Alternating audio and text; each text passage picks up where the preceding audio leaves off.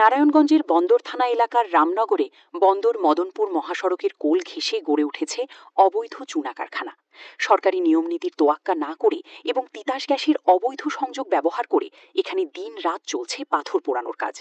প্রশাসনের পক্ষ থেকে অভিযান চালিয়ে সংযোগ বিচ্ছিন্ন করা হলেও অসাধু চক্রটি পুনরায় সংযোগ দিয়ে তাদের কার্যক্রম চালিয়ে যাচ্ছে বলে অভিযোগ উঠেছে।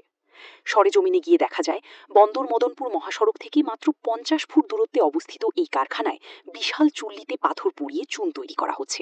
এই প্রক্রিয়ায় জ্বালানি হিসেবে ব্যবহার করা হচ্ছে তিতাসের উচ্চচাপ সম্পন্ন গ্যাস, যার কোনো বৈধ অনুমোদন নেই। স্থানীয়দের দাবি, এই কারখানার নির্গত কালো ধোঁয়া ও গ্যাসের গন্ধে মহাসড়কে চলাচলকারী যাত্রী এবং আশপাশের বাসিন্দাদের শ্বাসকষ্ট সহ নানা স্বাস্থ্য ঝুঁকি বাড়ছে। সূত্র জানায়, সম্প্রতি তিতাস গ্যাস কর্তৃপক্ষের একটি বিশেষ টিম ওই এলাকায় অভিযান চালিয়ে অবৈধ গ্যাস সংযোগটি বিচ্ছিন্ন করে দিয়েছিল। কিন্তু অভিযান শেষ হতে না হতেই অসাধু চক্রটি স্থানীয় প্রভাবশালীদের ছত্রছায়ায় পুনরায় সংযোগ স্থাপন করে কারখানা সচল করে। আইন প্রয়োগকারী সংস্থা ও তিতাস কর্তৃপক্ষের নির্দেশনার কোনো তোয়াক্কাই করছে না এই চক্রটি। নাম প্রকাশে অনিচ্ছুক স্থানীয় এক বাসিন্দা জানান, গ্যাস চুরির কারণে এলাকায় গ্যাসের চাপ কমে যাচ্ছে। অন্যদিকে এই বিষাক্ত ধোঁয়ায় আমরা টিকতে পারছি না।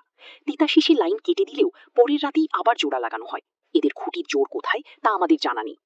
জাতীয় সম্পদ গ্যাসের এমন অপচয় এবং পরিবেশ দূষণ রোধে সংশ্লিষ্ট ঊর্ধ্বতন কর্তৃপক্ষের কঠোর হস্তক্ষেপ কামনা করছে এলাকাবাসী।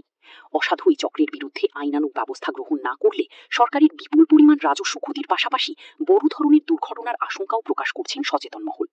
সঞ্জিদা ইসলাম, দেশ দর্পণ নিউজ।